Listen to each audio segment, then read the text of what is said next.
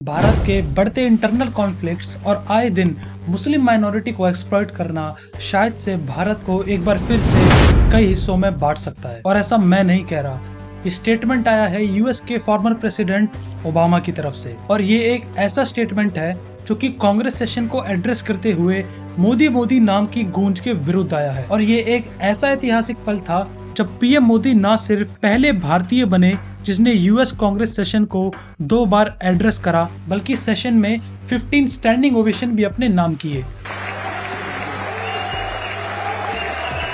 और इस सेशन के अगले दिन पीएम मोदी इजिप्ट, जो कि एक प्रीडोमिनेंटली मुस्लिम कंट्री है, उसके विजिट के लिए निकलते हैं। और वहां पर पहुंचने पर इजिप्शियन गवर्नमेंट पीएम मोदी के लिए अपने प्रोटोकॉल तक तोड़ देती है और साथ ही में उन्हें इजिप्ट का highest honour order of Nile से भी सम्मानित करती है।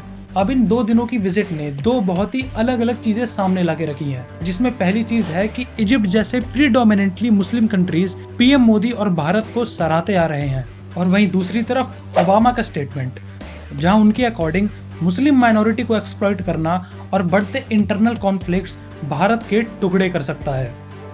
और ये स्टेटमेंट शायद यूनिफॉर्म सिविल कोड की तरफ एक बहुत बड़ा इशारा है, जिससे शायद भारत के इंटरनल कॉन्फ्लिक्ट्स भारत के टुकड़े कर देंगे। अब कितना खतरा है हमें इस यूसीसी से, और क्या है असली में यूसीसी जिसे इंटरनेशनल लाइमलाइट तक मिली हुई है, और क्यों आखिर मुस्लिम कम्युनिटीज के लीडर आए दिन यूसीसी के खिलाफ आवाज उठाते आ रहे हैं। तो इन सभी चीजों को आज डिटेल में डिस्कस करेंगे।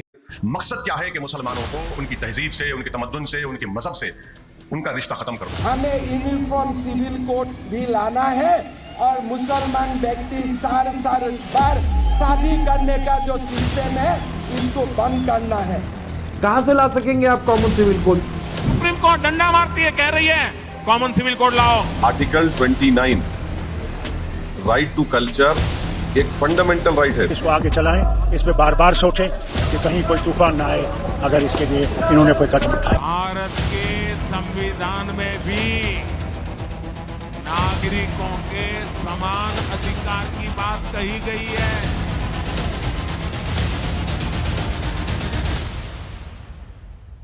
यूसीसी यूनिफॉर्म सिविल कोड एक प्रावधान है जिससे कि भारत में सभी कम्युनिटीज के लिए एक ही लॉ लागू होगा। यूसीसी भारत के लिए एक ही लॉ बनाने का आह्वान करता है जो कि मैरिज, डाइवोर्स, मेंटेनेंस, विरासत और एडॉप्शन जैसे मामलों में सभी रिलीजियस कम्युनिटीज पर एप्लीकेबल होगा।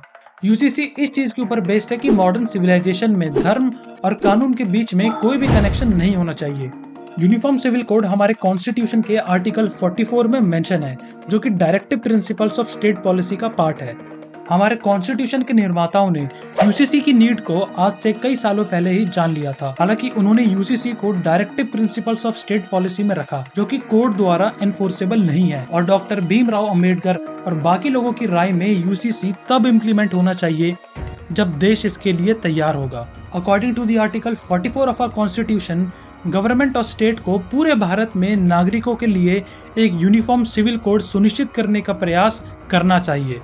और आर्टिकल 37 डायरेक्टिव प्रिंसिपल्स के एप्लीकेशन या यूज को स्टेट करता है, जिसकी मदद से ये प्रिंसिपल्स लोगों के लिए सामाजिक, आर्थिक या सोशियो इकोनॉमिक जस्टिस सुनिश्चित करने के साथ साथ भारत को एक वेलफेयर स्टेट की तरह स्टैब्लिश करने में भी मदद करता है। अब बात करते हैं कि यूसीसी की आखिर जरूरत क्या है, लेकिन उससे पहले जरूर ये जानकारी लोगों के साथ शेयर करना और वीडियो को लाइक करके चैनल को सब्सक्राइब भी जरूर कर लेना। तो बेसिकली हिंदुस्तान में क्रिमिनल लॉज तो सभी के लिए बराबर है, लेकिन सिविल या पर्सनल लॉज जो कि मैरिज, डाइवोर्स, एडॉप्शन, इनहेरिटेंस और बाकी इसी तरह की चीजों से डील करता है, वो सभी इंडिविजुअल के लिए इक्वल नहीं है। और यहाँ बात सिर्फ मुस्लिम कम्युनिटी की नहीं, हिंदू कम्युनिटी की भी आती है, क्योंकि भारत में सभी मेजर रिलीजियस कम्युनिटीज के पास अपने खुद के बनाए हुए अलग अलग पर्सनल लॉज हैं। और ये सब क्या है और कैसे हिंदू, मुस्लिम और बाकी कम्युनिटीज यूसीसी से इम्पैक्ट होंगी, इसकी बात हम आगे करेंगे। अब इन सभी पर्सनल लॉज को एक करने के लिए और सभी पर्सनल लॉज में किए जा रहे डिस्क्रिमिनेशन को मिटाने के लिए इस यूनिफॉर्म सिविल कोड को प्रेजेंट किया गया है। अब ये जानने से पहले कि कैसे ये यूसीसी सारी कम्युनिटीज को अफेक्ट करेगा, हम बात कर लेते हैं यूनिफॉर्म सिविल कोड की डिबेट की हिस्ट्री के बारे में। तो यूसीसी की डिबेट भारत में कॉलोनियल पीरियड से चली आ रही है और ब्रिटिश रूल से पहले ईस्ट इंडिया कंपनी के तहत ब्रिटिशर्स ने भारत पर वेस्टर्न आइडियोलॉजीज को थोपकर लोकल सोशल और रिलीजियस कस्टम्स को बदलने की कोशिश करी थी। और अक्टूबर 1840 को ब्रिटिश गवर्नमेंट ने लेक्स लॉ की रिपोर्ट सबमिट करी, जिसमें इंडियन लॉज के कोडिफिकेशन में यूनिफॉर्मिटी या इक्वल लाने की जरूरत को स्पष्ट करा। हालांकि इस रिपोर्ट में स्पेसिफिकली हिंदूज और मुस्लिम इन दोनों के पर्सनल लॉज को इस कोडिफिकेशन से बाहर रखा गया, और ये हिंदू मुस्लिम के पर्सनल लॉज को इससे अलग रखना डिवाइड एंड रूल पॉलिसी की एक सोची समझी साजिश थी। और ब्रिटिश इंडिया जुडिशियरी ने ब्रिटिश जजेस द्वारा Hindu Muslim and English laws को लागू करने का प्रावधान किया, जिसके कारण से सभी हिंदुओं के लिए हिंदू कोड बिल को फॉलो करा जाता था और मुस्लिम्स और बाकी रिलीजन्स को उनके खुद के लॉज को फॉलो करने की आजादी थी।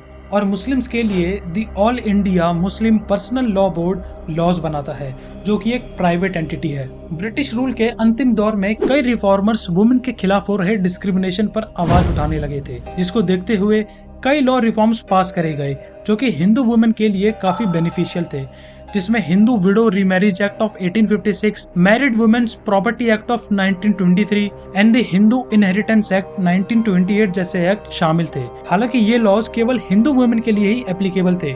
मुस्लिम वुमेन को इन एक्ट्स के तहत कोई भी प्रोटेक्शन नहीं मिली थी, क्योंकि कई conservative Muslim groups in acts के खिलाफ थे और वो सभी शरिया लॉ को फॉलो करना चाहते थे। Hindu women right to property act of 1937, जिसको देशमुख बिल भी कहा जाता है, उसके पास होने पर BN राव कमेटी सेटअप करी गई, जिसने कॉमन हिंदू लॉज की नीड को स्पेसिफाई करा। और इस कमेटी ने समाज में हो रहे डिस्क्रिमिनेशन को देखते हुए ये कंक्लूड करा कि यूनिफॉर्म सिविल कोड का समय आ चुका है, जो कि वुमेन को समाज में इक्वल राइट्स प्रोवाइड कराएगा। लेकिन उनका प्राइमरी फोकस था हिंदू लॉ को बदलना, और इस कमेटी ने मैरिज और सक्सेशन के लिए एक सिविल कोड जारी करने की सिफारिश करी। 1944 में ये कमेटी वापस सेटअप करी गई और इस बार इसकी रिपोर्ट इंडियन पार्लियामेंट ने रिव्यू करी। और हमारे पहले प्राइम मिनिस्टर जवाहरलाल नेहरू और उनके सपोर्टर्स चाहते थे कि यूनिफॉर्म सिविल कोड इम्प्लीमेंट करा जाए, और as a law minister BR Ambedkar को इस बिल के डिटेल्स प्रेजेंट करने को कहा। उन्होंने यह पाया कि रूढ़िवादी हिंदू लॉज वुमेन राइट्स को प्रमोट करते हैं,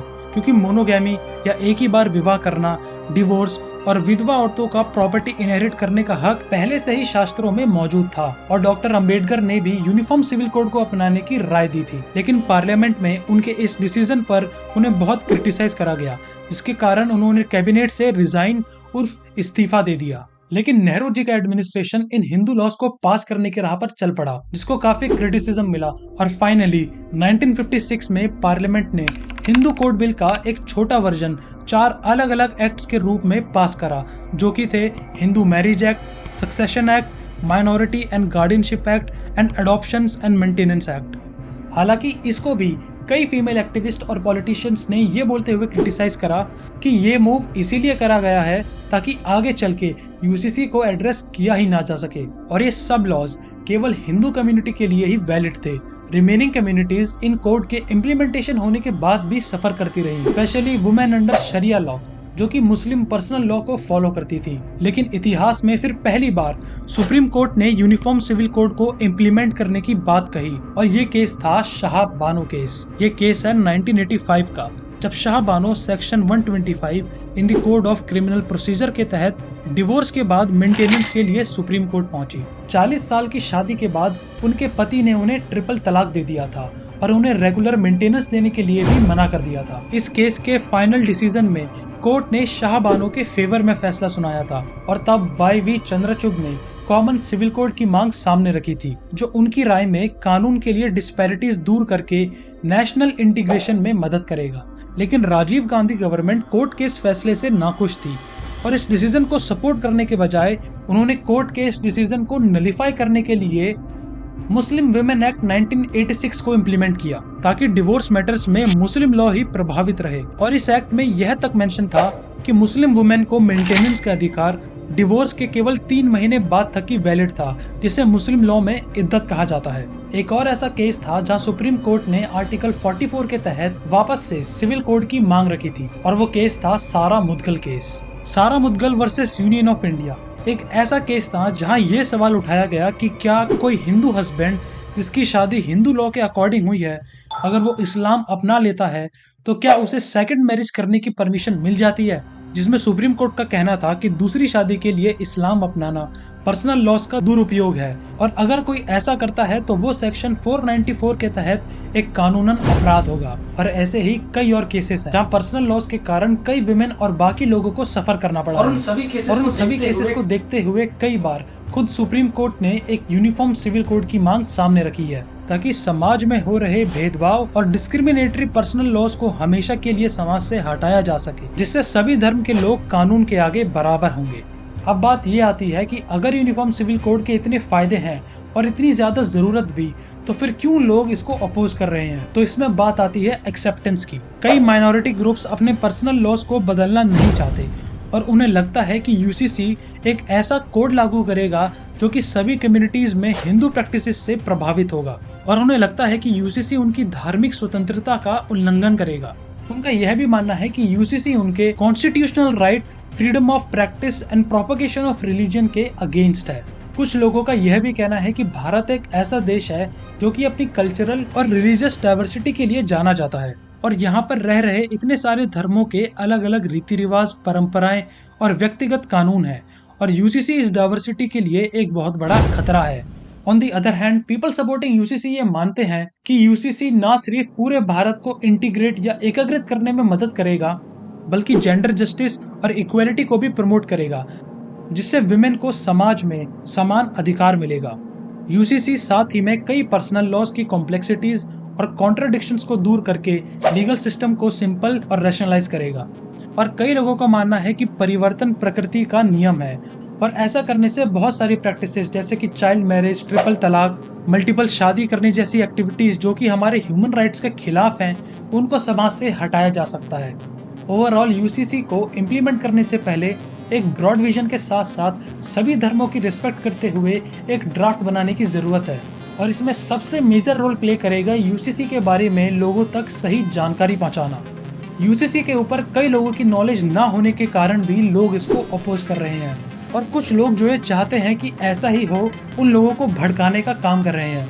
और अगर आप भी चाहते हैं कि आपके इंटरेस्ट को ध्यान में रखते हुए यूसीसी में इम्प्लीमेंट करा जाए तो आप खुद सरकार तक अपनी आवाज पहुंचा सकते हैं। डिस्क्रिप्शन में दिए गए लिंक के ऊपर क्लिक करने के बाद आपको बस एक छोटा सा फॉर्म भरना है जिसमें आपको अपनी पर्सनल डिटेल्स फिल करनी होगी और उसके बाद आप अपने सजेशंस या चेंजेस गवर्नमेंट तक पहुंचा सकते हैं। गोवा स्टेट में खुद का ही सिविल कोड है जो कि लार्जली पोर्टुगीज सिविल कोड के ऊपर बेस्ड है, जो कि यूसीसी से थोड़ा अलग है क्योंकि इसमें कई कम्युनिटीज के लिए कुछ स्पेशल प्रोविजंस हैं, जैसे कि हिंदू मैन को एक से ज्यादा शादी करने की अनुमति है अगर उनकी वाइफ 25 साल तक बच्चों को जन्म देने में असफल रहती है या फिर 30 साल तक मेल चाइल्ड देने में असफल रहती हैं और ये परमिशन केवल हिंदू मैन के लिए ही वैलिड है। और ऐसे कई और प्रोविजंस गोवा सिविल कोड में मौजूद हैं। आशा करता हूँ कि आपने इस वीडियो से कुछ नया और कुछ इन्फॉर्मेटिव सीखा होगा और अगर ऐसा है तो जरूर चैनल को सब्सक्राइब करना और वीडियो को लाइक करके ये इन्फॉर्मेशन दूसरों लोगों के साथ भी शेयर करना ताकि आप यूसीसी की सही जानकारी बाकी लोगों तक भी पहुँचा सके। जय हिंद।